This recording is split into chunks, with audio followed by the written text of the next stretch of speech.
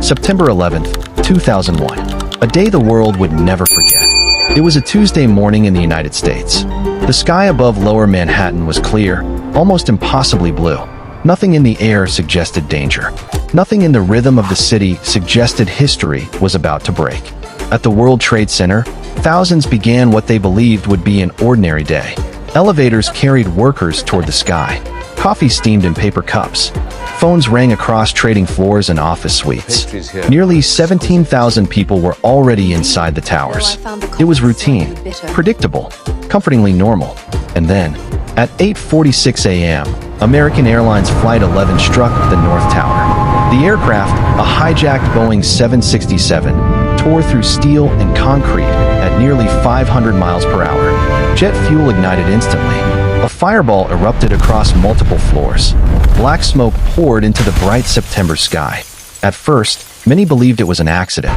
Then, 17 minutes later, at 9:03 a.m., United Airlines Flight 175 appeared over the skyline. It banked sharply and crashed into the South Tower. The impact was broadcast live. In that moment, there was no more doubt. The United States was under attack. Panic spread through lower Manhattan. Office workers rushed toward stairwells. Some descended from the upper floors. Others waited for instructions that would never come.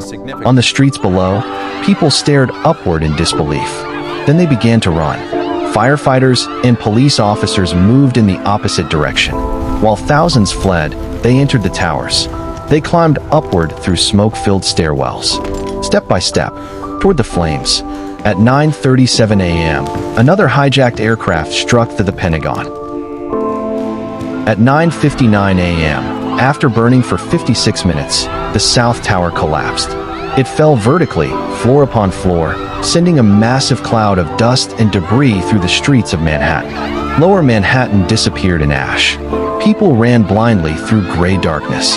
Car alarms echoed through the silence. At 10:28 a.m., the North Tower collapsed. The skyline that had defined New York for decades was gone. Where steel once reached into the sky, there was only smoke. Nearly 3,000 people were killed that morning. They came from more than 90 countries. They were parents, children, colleagues, friends. In the days that followed, rescue workers searched through the ruins. Families waited for news.